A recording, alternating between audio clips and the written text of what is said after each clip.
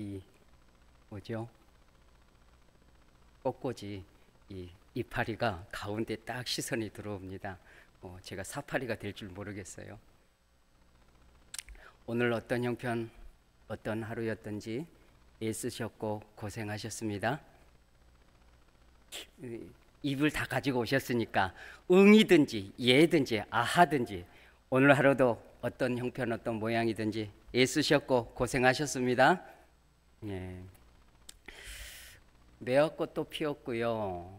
또 목련도 피었습니다. 개나리도 수선화도 피었죠.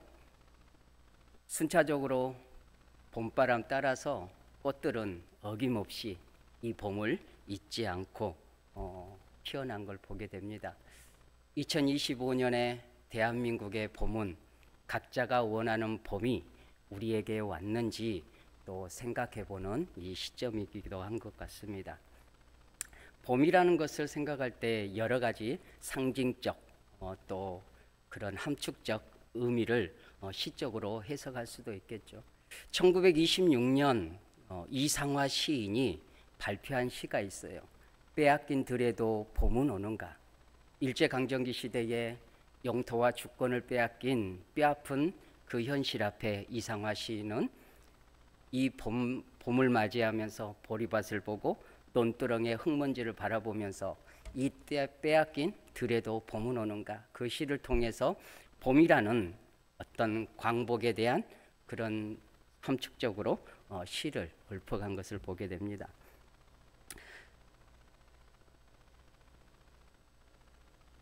하나님의 나라도 어떤 관점에서는 빼앗겼다기보다는 일시적으로 침략당한 모습이죠. 일제강점기에 국권이 무너진 봄이 사라진 것처럼 하나님이 꿈꾸셨던 에덴의 영원토록 하나님의 형상으로 창조된 인생들과 기쁨으로 사랑으로 감사로 샬롬을 누리고 싶었던 하나님의 원대한 꿈이 사단으로 인하여서 인간의 죄성으로 인하여서 일시적으로 무너진 것이고 그 열매들이 우리 인생의 고달픔과 죄성을 스스로 느끼면서 이 죄 안에 있는 우리 스스로를 어찌할 수 없는 한계점 앞에 예수 그리스도를 바라보므로 그 은혜를 누리게 되는 걸 보게 됩니다. 주님 오실 때까지 우리가 꿈꾸는 하나님의 나라의 회복은 지연된 것은 아니지만 이미 와 있지만 아직 아니라는 관점에서 일시적으로도 잠시라도 우리 안에 봄, 하나님의 나라를 괴로움 중에서도 누렸으면 어떨까? 어떻게 하면 이 하나님의 나라의 봄을 누릴까? 여러분들은 더 제 생애를 더 뛰어넘어서 예수님을 믿고 살아오셨어요. 예수님을 믿는다는 것은 크게 세 가지 뼈대를 볼 수가 있어요. 첫째는 구원의 문제고요. 두 번째는 사명의 문제예요. 사명은 예배드리고 직분을 감당하고 기도를 하고 전도를 하고 뭐든. 세 번째가 성화라고 볼 수가 있습니다. 구원과 사명과 성화, 예수 그리스도를 닮아감이에요. 예전에 몇 달 전에 설교했을 때에 베드로후서 1장 4절에 신의 성품에 참여한다. 저도 예수님을 믿어오면서 항상 성장과 부흥과 그런 사역들에 초점을 맞춰왔고 한국 교회가 그렇게 달려왔다. 그러나 지금 뒤를 되돌아보니 제가 예수님 믿어왔던 것도 여러분이 예수님을 믿어왔던 세월 속에서도 한 가지 빠뜨려 조금 아쉬운 부족함이 무엇이냐? 예수 그리스도를 닮음, 성화죠. 많이 들었고 많이 읽었음에도 불구하고 우리가 그 훈련을 많이 하지 않았다. 저의 고백이기도 한다는 겁니다. 그래서 지난번에 베드로후서 1장 4절에서 이 하나님께서 우리를 구원하시는 원대한 뜻은 구원도 있고 사명도 있고 하나님의 나라를 위해서 너희는 먼저 그의 나라와 그 의를 위하러 힘쓰는 삶도 있지만 진정한 아비된 아버지의 마음은 자신의 거룩성을 담고 성화적 그리스도를 닮아가는 것이 상당한 큰 축이다.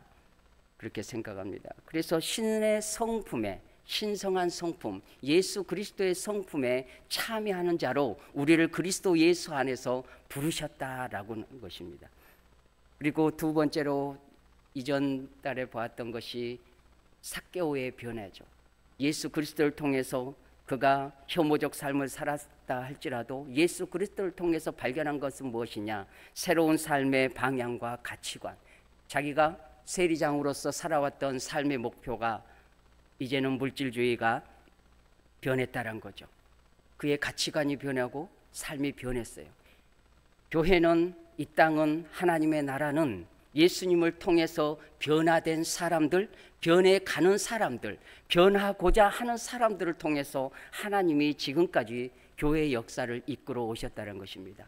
그러므로 저나 여러분이나 너무나 미혹하고 너무 부족한 이 수요예배 이 시점에 우리의 부족함을 고백합니다. 그럼에도 불구하고 하나님의 뜻은 이 부족한 우리들을 변화시키고 삶의 가치관을 바꾸셔서 예수 그리스도의 성품으로 날마다 점진적으로 조금씩 한 걸음 한 걸음 그 발걸음을 포기하지 않고 달려가길, 그런 우리를 통해서 하나님의 나라가 확장되어진다.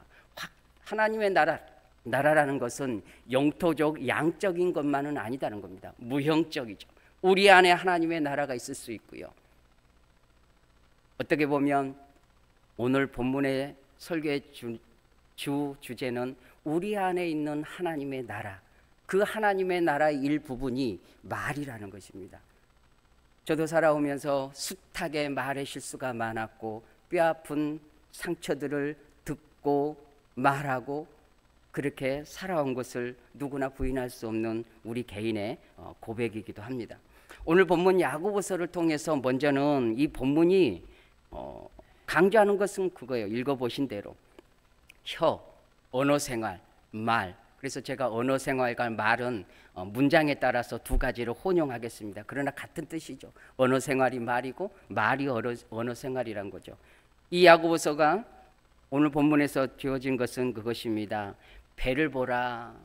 그것이 1000톤이든 10,000톤이든 10만 톤이든 어떤 크기를 상관없이 그 배를 좌로하고 우로하는 것은, 방향을 트는 것은 아주 그 전체 크기의 1%도 되지 않는 그 미약한 키 하나로 방향을 좌로 우로 튼다라는 것입니다. 최근에 산불난 국가적 재난 상태, 작은 담뱃불, 작은 용접봉 하나, 라이터불 하나가 서울 면적만큼이나 그리고 수십 명에 되는 인명사고까지 불태워버린 걸 보게 됩니다. 그 말씀이 5절에 있는 거죠. 보라, 얼마나 작은 불이 얼마나 많은 나무를 태우는가. 큰 것 중에 작은 것이라는 겁니다. 우리 신체 중에 입술, 혀는, 곧 말은, 언어는 아주 작은 신체 일부분이지만 우리 삶의 타인에게 크나큰 영향력을 끼친다. 그런데 이렇게 중요한 언어가, 말이 다스리기가 심히 어렵다는 것입니다. 말도 다스리고 코끼리도 다스리고 하다못해 살무사 이 뱀들도 다스리는데 우리 스스로가, 인간은 혀를 다스리지 못한다. 오늘 말씀을 보니까 8절에 혀는 능히 길들일 사람이 없나니 쉬지 아니하는 악이요 죽이는 독이 가득한 것이라. 경험적으로도 말씀으로도 보니까 어렵다는 겁니다. 어렵다. 이웃을 내 몸과 같이 사랑하라는 이 말씀처럼 혀를 다스려서 좋은 말로, 살리는 말로 그렇게 살기가 심히 어렵다라는 것입니다. 우리가 살아온 경험 속에서 자명한 것이죠. 그런데 논중을 보니까 9절에서부터는 우리가 예배를 드리고 하나님을 찬송하고 살아계신 하나님 앞에 기도를 하고 마음의 묵상을 하고 이 모든 일들에 한 입에서 찬송과 저주가 나는 것에 대해서 합당하지 않다.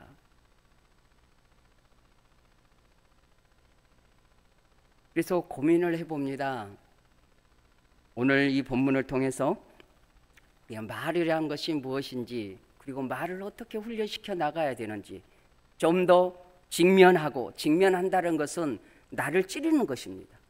누군가가 나를 가르치려고 하면 요즘 안 듣는 시대이기는 해요. 그래서 스스로가 나에게 직면을 시키는 거죠.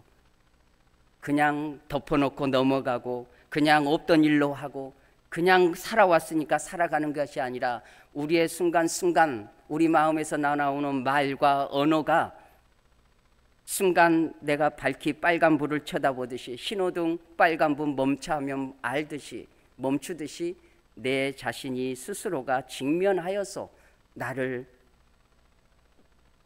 만들어 가야 된다는 거죠. 우리 안에 이 봄의 꽃향기가 우리 마음 안에도 있어요. 어쩔 때 보면 악한 사람이 드물죠. 사람이 좋은 말을 하고 좋을 때는요 꽃향기가 나요. 이 꽃꽂이처럼. 그런데 어때 보면 언제 그렇게 순한 양 같았고 언제 그렇게 양심적이었고 언제 그렇게 천사 같은 입술을 가졌던 우리 자신이 그렇게 180도가 바뀌어서 쓰레기통에 썩은 내가 나는 우리의 말과 우리의 고백들이 양가단이 왔다 갔다 한다는 거예요. 꽃향기와 쓰레기통에 음식 썩은 냄새가 우리 안에 같이 있다. 하나님을 찬송하고 저주하는 것이 합당하지 않다. 이것을 우리가 경험하는 것이죠. 그래서 말 실수를 어떻게 하면 줄일 수 있을까? 말 실수라는 것은 의도하는 말 실수가 있고 의도하지 않았지만 말 실수가 있어요. 의도하고 남을 험담하고 비방하고 원망하고 깎아내리는 것들은 좀 안타까우죠. 그러나 의도하지 않은 것도 있어요. 바른 말을 하고 옳은 말을 하고 합당한 말을 하고 내 입장에서 나를 대변했건만 누군가는 그것에 대해서 상처를 입을 수 있다는 겁니다. 여기에 대해서는 조금 더 성숙됨이 타인에 대해서 배려하고 공감하고 이해하고 역지사지죠. 다른 사람의 입장에서 서서 생각해 보는 거죠. 그럴 때 내 옳은 말이 꼭 옳은 말은 아닐 수 있다는 거죠. 말이란 나 자신에게도 유익하지만 타인에게는 더 크나큰 일들이죠. 혀가 사람을 죽고 살린다는 것이 사실이 아닙니까? 뉴스를 보면 말 한마디에 그런 일들이 많다는 것입니다. 말은 어디서부터 시작되는가? 일반 국어 사전에서는 인간의 사고 체계를 통해서 사고는 생각하다 궁리하다요. 생각을 표현하는 방식이 말이라고 표현해요. 우리의 생각을 표현하는 것. 이것을 말이라고 합니다. 그래서 우리는 생각을 글로나 말로나 이렇게 표현합니다. 근데 성경에서는 이제 다른 표현도 있지만 그거 좀 이따 보고요. 이 인간의 사고는 감정과 같이 갑니다. 생각 따로 있고 감정이 따로 가는 게 아니라 생각과 감정이 같이 갑니다. 그래서 언어적 속성이 있고 비언어적 속성이 있어요. 말로 표현하는 것이 있고 말로 표현하지 않는 것이 있다는 겁니다. 어떻게 보면 눈빛 하나 눈으로 쏘아보고 눈으로 흘겨보고 눈으로 업신여기고 눈으로 깔보고 눈으로 사랑하고 눈으로 긍휼히 여기는 것, 이게 비언어적 속성입니다. 어떻게 보면 말 한마디 이상만큼이나 눈빛 하나, 표정 하나, 제스처 하나 이런 것들을 통해서 그 사람의 감정과 생각들이 여과 없이 숨길 수 없을 만큼 드러나는 것이죠. 오늘 그러나 말이기 때문에 언어적 속성, 우리가 표현하는 언어에 대해서 좀 더 생각해 보겠습니다. 그래서 이 감정을 어떻게 할 것인가? 성경에서는 국어 사전에 있는 것처럼 인간의 사고 체계를 말로 표현하는 것, 이런 수단이다 하겠지만 성경에서는 마음이 있는데 그 마음에서 나오는 것이 생각이고 악한 것이고 더럽게 하는 것이다. 손을 씻지 않고 입으로 먹는 음식이 더러운 것이 아니라 우리 안에 있는 더러운 마음에서 나오는 것이 악하다. 누가복음 7장 21절로 이렇게 예수님이 직접 말씀하시는 겁니다. 속에서 곧 사람의 마음에서 나오는 것은 악한 생각, 곧 음란과 도둑질과 살인과 간음과 탐욕과 악독과 속임과 음탕과 질투와 비방과 교만과 우매함이니 이 모든 악한 것이 다 속에서 마음에서 나와서 사람을 더럽게 하느니라. 그러니까 우리가 타인 어떤 것을 보고 더럽다고 하는데 정말 더러운 것은 예수님의 관점에서, 제 얘기가 아니고 예수님의 관점에서 정말 더러운 것은 내가 입으로 마음으로 뱉어내는 것, 좋은 것 말고 악한 말들이 더럽다라는 겁니다. 그러므로 우리 안에 꽃향기가 있고 쓰레기통에 음식 썩은 냄새가 함께 공존하는 것이죠.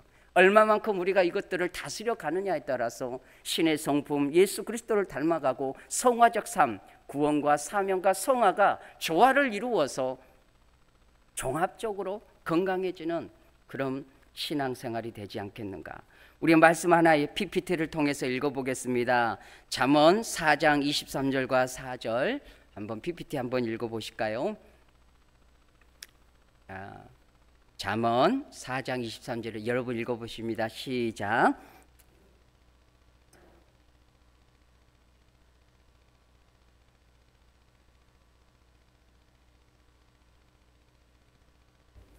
삐뚤어진 말을 내 입술에서 멀리하라. 구부러진 말을 내 입에서 버리며 삐뚤어진 말을 내 입술에서 멀리하라. 그 삐뚤어지고 구부러진 것이 어디서 나온다고요? 마음에서. 그래서 마음을 다스리고 지키라 이렇게 말씀하는 것입니다. 우리가 예수님 믿는다는 것은 다시 서론처럼 돌아가 보면 예수님 믿는다는 것은 뭘까? 죄송하지만 저도 이제 예수님 믿어오면서 생각들이 바뀌어가는 거잖아요. 실제적 예수를 믿어간다는 거, 신학적이고 이런 것들 떠나서 삶으로 부대끼며 경험하는 것들을 통해서 학습되어지고 깨달아져가지고 성령께서 말씀 안에서 깨닫게 되어지는 건 뭐냐? 예수님 믿는다는 것은 구원의 문제를 제쳐놓고 마음이 바뀌는 것이다. 예수님 믿는다는 것은, 예수님 잘 믿는다는 것은 마음이 바뀌어가는 것이구나. 다시 말씀드려서 마음이 바뀐다는 것은 언어 생활, 말이 바뀌어간다는 겁니다. 우리가 예배드리고 사명 감당하고 직분 감당하고 또 이렇게 헌신하고 애쓰는 거, 거기에 또 하나 더 플러스해서 마음을 더 써야 되는 것은 언어 생활, 말이다. 내가 하는 말, 내가 생각하는 마음의 소리가 어떠한지에 따라서 스스로 내가 예수를 조금 더 과거보다는 조금 더 성화적, 성숙적 삶을 가고 있구나. 스스로가 평가할 수 있다는 거예요. 헌금 많이 드리는 거 중요합니다. 예배 잘 드리는 건 너무너무 중요합니다. 그러나 하나 더 내 마음에 터져나오는 말이 어떠냐. 이런 것에 대해서 어느 누가 자랑하듯 나는 잘해요 할 수 있겠습니까? 제가 1등으로 못한 사람이라고 생각을 해요. 다 자기 정도가 있으니까요. 늘 괴롭습니다. 늘 왜 그러는지 저를 채찍질합니다. 그러나 그 채찍질을 포기할 수 없는 것처럼, 구원을 우리가 포기할 수 없는 것처럼 언어 생각과 말과 내 마음을 다스려 가는 것은 매일매일 순간순간마다 내 마음에서, 입술에서, 생각에서 나오는 것들을 채찍질해 가야 되는 것이고 직면해 가야 된다는 것이다. 그러나 우리가 사뭇 놓치는 것은 뭐냐? 그냥 방관하고 방치한다는 겁니다. 습관대로 하던 대로 어떤 영적 감각 없이 그냥 생물학적으로 산다는 것이죠. 그것을 청산해야 된다.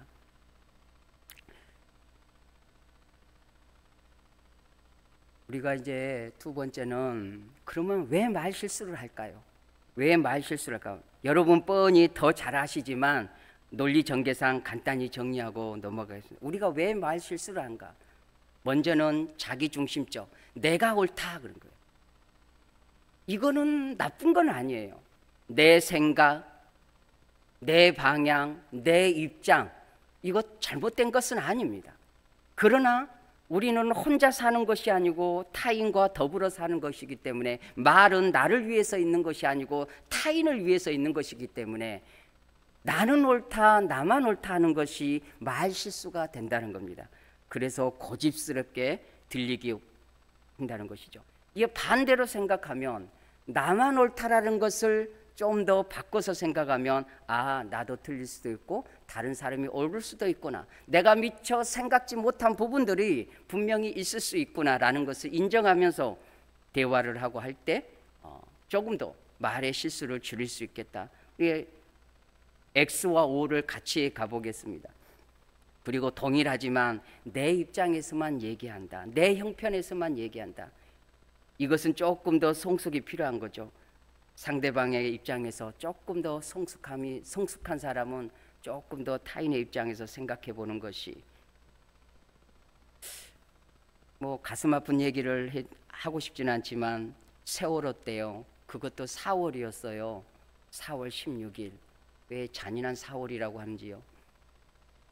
유가족들, 그 아이들을 가슴에 물은 부모, 형제, 유가족들 앞에서 정치적 혹은 무엇의 차이가 있었든지 그들 앞에서 피자를 먹으며 웃고 있는 그런 일들이 있었어요. 너무 극단적인 일이지만 그거를 순화적으로 낮추자면 그런다는 거죠. 피자 먹는 거 죄 아니죠. 내 돈 냈고 내가 사 먹는 거 누가 뭐라 합니까? 내 입에 피자 넣는 걸. 그러나 유가족 앞에서, 상처받은 사람 앞에서 피자를 웃으며 먹는 것은 크나큰 사람됨의 신뢰라는 것이죠. 정도의 차이가 있을 수 있습니다. 우리가 그렇게 생각을 해야 되는 거죠. 우는 자와 함께 울고 웃는 자와 함께 울고자 하는 그런 마음에, 주님의 마음이 조금씩 우리 안에 꽃향기처럼 만들어 가야 된다. 이게 성숙함이죠.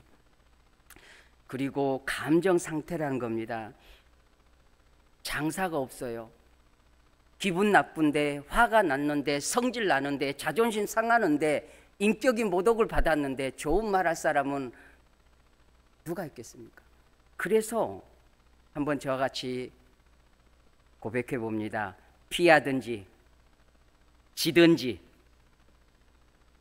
뜨거운 물에 손을 놓고 차갑다 말할 수 없고 얼음물에 손을 놓고 덥다 말할 수 없는 거죠. 뜨거우면 피하고 차가우면 피하는 거, 삶의 경험으로 7, 80년, 50년 이상 살아보면 그렇지 않습니까? 아, 굳이 이겨봤자 내게 무슨 유익인가? 내가 피하고 내가 한번 참고 내가 등을 돌리면 되는 걸, 굳이 싸워서 이긴다 한들 그것이 이긴 것이 아니라는 것을 우리가 인생의 경험으로 아는 것이죠. 그래서 내 감정을 상하게 된다, 이게 끓는 점이죠. 작아진다는 겁니다. 저도 그렇게 합니다. 내 감정이 끓을 것 같아, 그러면 피하든지 도망을 가든지 지든지 미안하다고 하든지. 왜냐? 지는 것이 이긴 것이고 결국 남는 것이다 라는 삶의 경험이란 겁니다. 어떤 할머니 할아버지가 길을 걷다가 할머니가 너무 발이 아팠어요. 그래서 할멈 나 좀 업어줘 그랬어요. 그랬더니 또 안 업어줄 수 없잖아요. 남자니까, 할아버지여도. 그래서 이 할머니가 걷다가 물어봤어요. 나 무겁지? 그럼 무겁지? 왜 뭐가 무거워? 그랬더니 이 할아버지가 할머니한테 머리는 돌이지, 얼굴은 철판이지, 간은 부었지, 이렇게 할머니를 구박했다는 거죠. 길을 걷다가 또 아차 싶어서 할아버지가 발목을 삐끗했어요.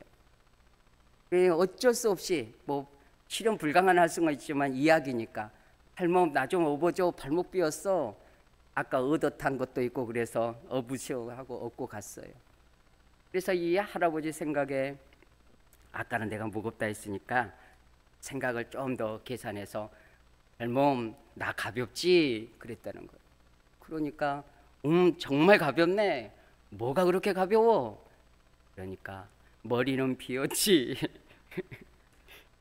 혀는 싸지, 헛바에는 바람들. 원래는 웃는 게 아닌데요.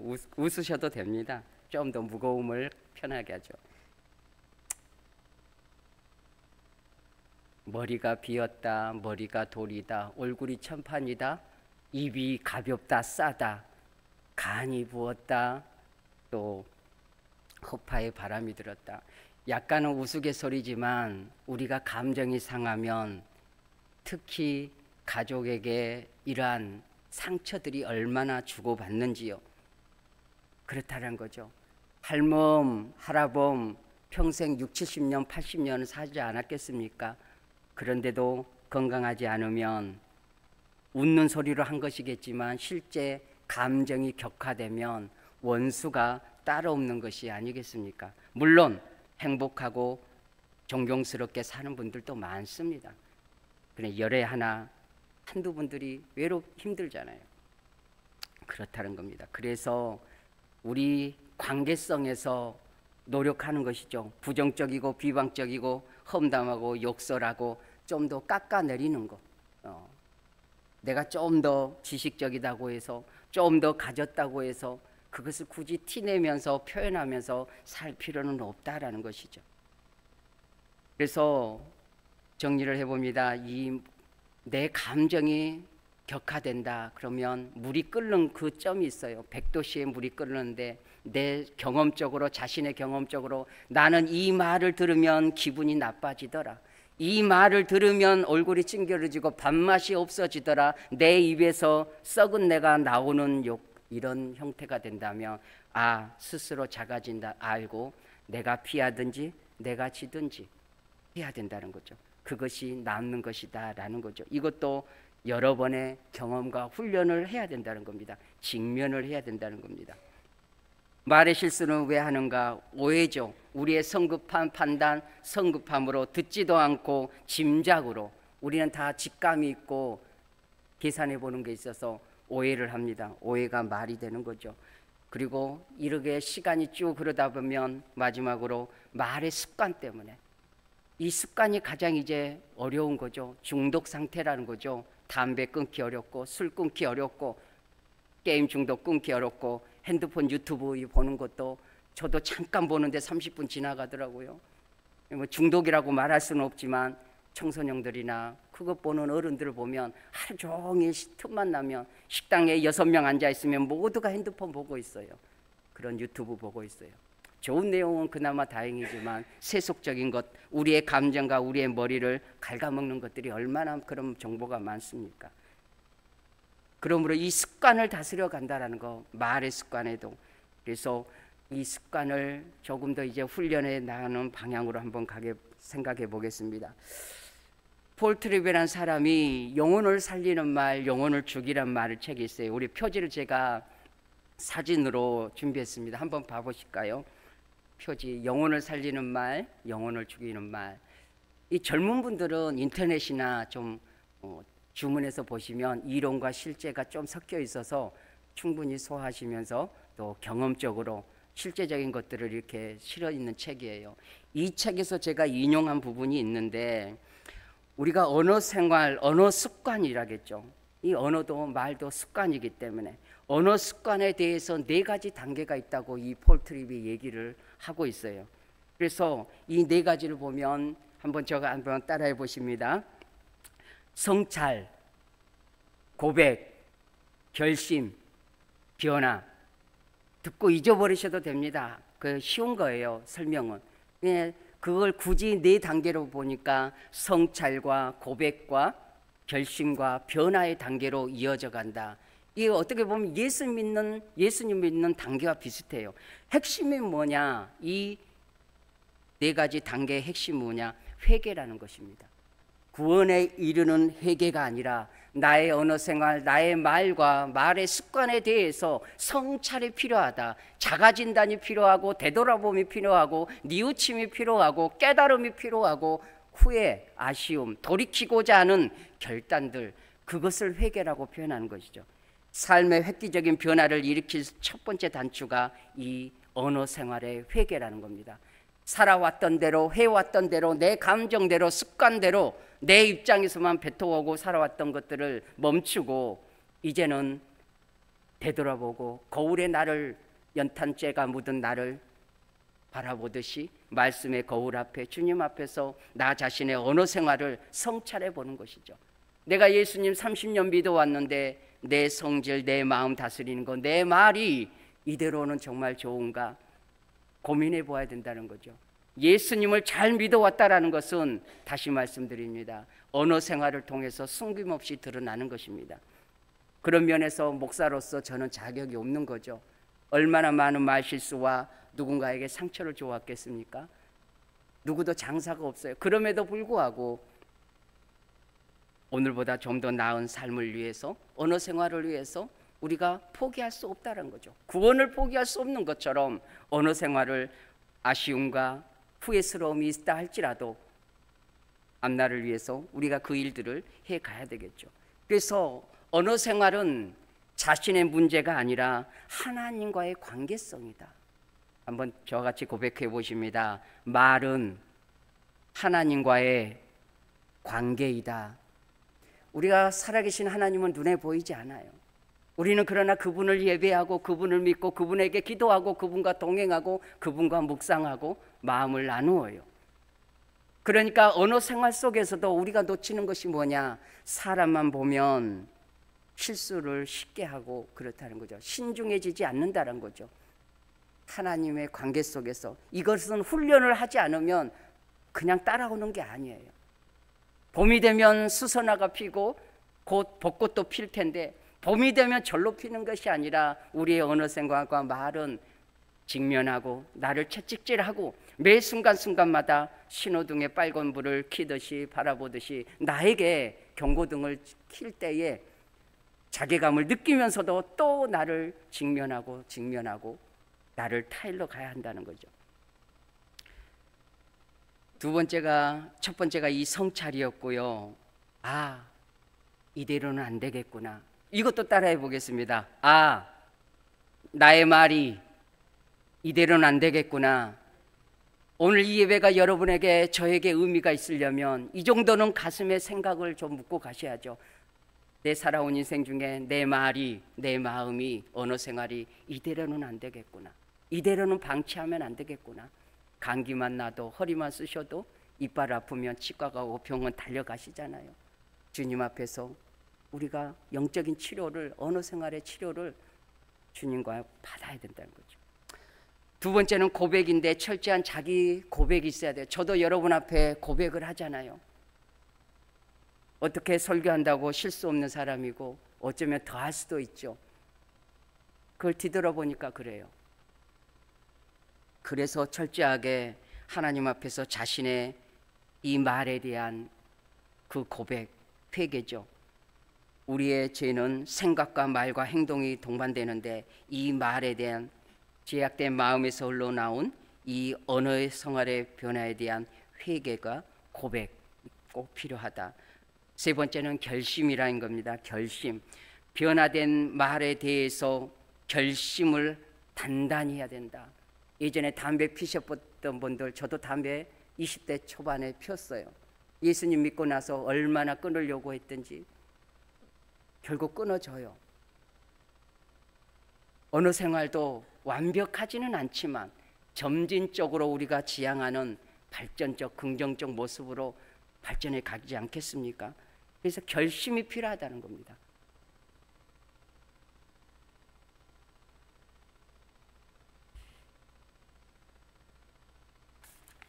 마지막 네 번째, 첫 번째가 성찰이고 고백이고 결심이라겠습니다.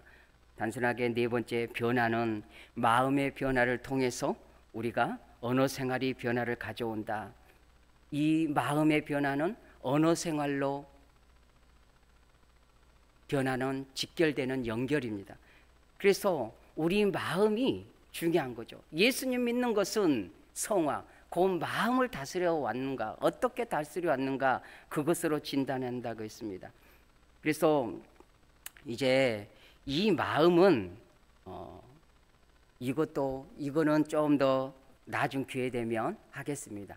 네. 그래서 마음을 다스리는 것은 주님과의 관계 속이고 말씀과 기도와 오늘 방금 얘기한 성찰, 고백 그리고 결심과 변화라는 그 훈련을 통해서 해갈 수 있는 거죠. 오늘 이것만 하나는 꼭 가지고 가십시오. 여러분 스스로에게 자문하십시오. 제 얘기가 아니라 여러분 자신이 자신에게 얘기를 해보십시오. 내 말은 이대로 괜찮은가? 마음속에 한번 여러분에게 얘기해 보시려니까 내 말은 이대로 괜찮은가? 여러분이 동기부여가 되지 않는다면 이 설교가 무슨 의미가 있겠습니까? 이제 마지막 실제편으로 돌아가 보겠습니다. 제가 생각해 보니까 어느 정도 관계성 속에는요, 조심성이 있어요. 제가 김배만 목사님과 차를 마시고 대화를 하면 거리감이 있고 선이 있기 때문에 조심성이 있잖아요. 그래서 실수하지 않아요. 어느 권사님이든 어느 집사님이든 제가 진도중앙교회 성도님들과 크게 실수할 일은 없어요. 왜요? 어느 정도 선이 있기 때문에, 기본적 선이 있고 거리감이 있기 때문에 조심한다는 겁니다. 여러분도 교회에 오시면 안녕하세요, 평상시 안 했던 표정과 평상시 안 했던 언어로 서로 모두가 천사가 된 듯 인사하고 돌아가잖아요. 그런데 우리가 가만 보면 가장 가까운 가족끼리 우리 언어 생활이 바로 나오는 거죠. 숨길 수가 없는 거죠. 그래서 이 가족과의 대화 속에서 훈련이 가장 중요하다. 그래서 어떻게 보면 여러분의 집의 댁에서 남편이든 아내든 아이들이든 그런 생각을 해봐요. 아, 저분이 장로님이고 저분이 권사님이고 저분이 집사님이구나. 그러면 거리감이 있잖아요. 살갑지만 조심성 있는 거리감, 안전을 지켜주는 그런 거리감, 이런 것들이 좀 필요하다는 거죠. 굳이 훈련하는 단계에서 그렇다는 겁니다. 너무 가깝기 때문에, 너무 편하기 때문에 함부로 하는 것이 우리 안에 있다는 거죠.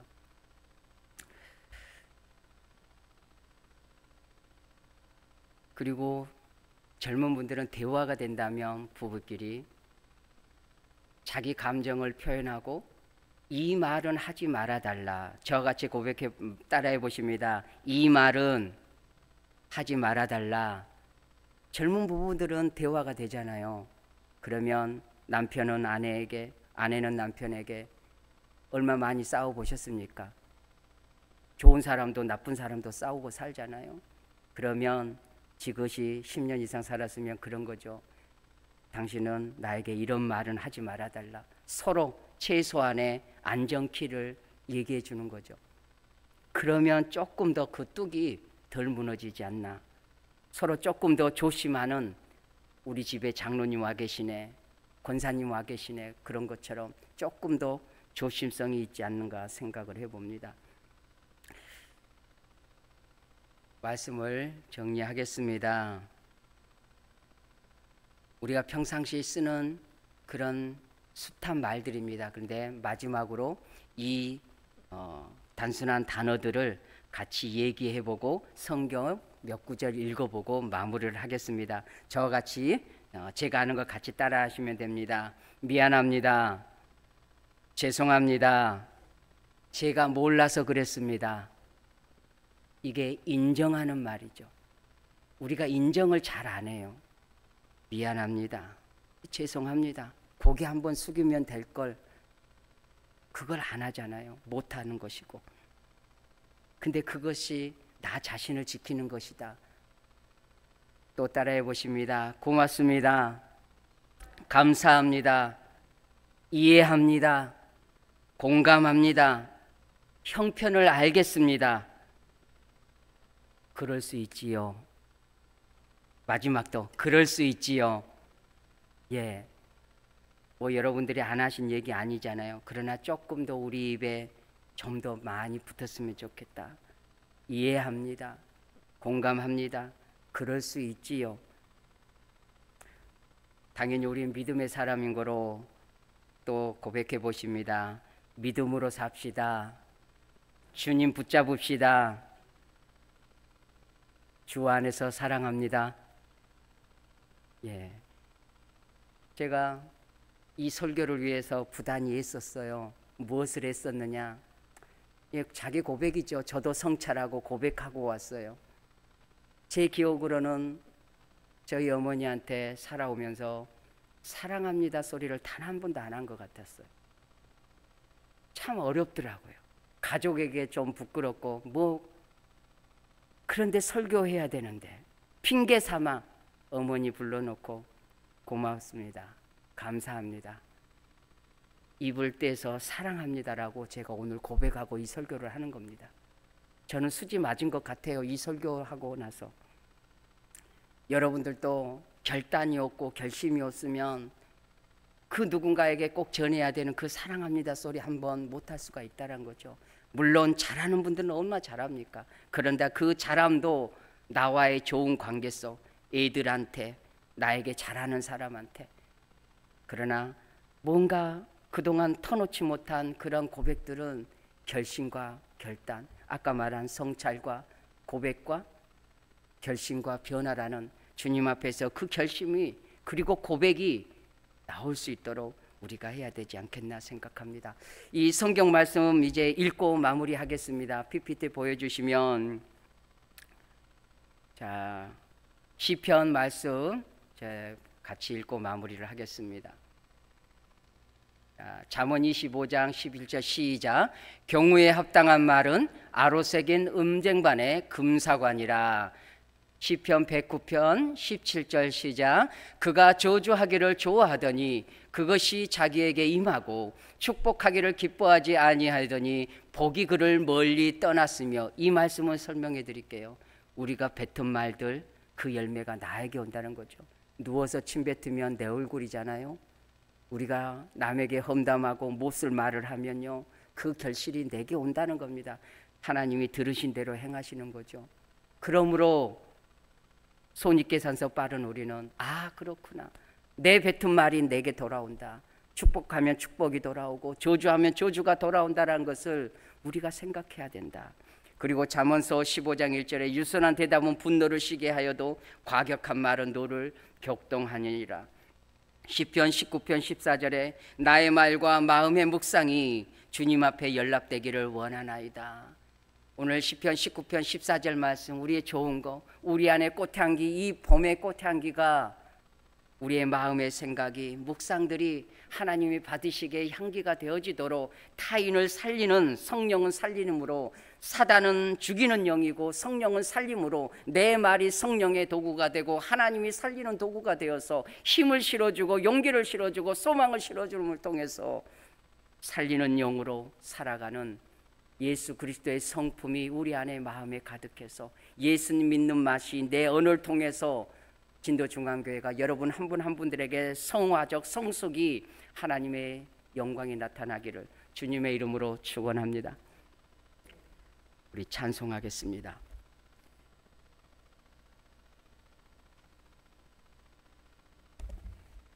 찬송하고 잠시 기도하고 마치겠습니다. 주님의 마음을 본받는 자.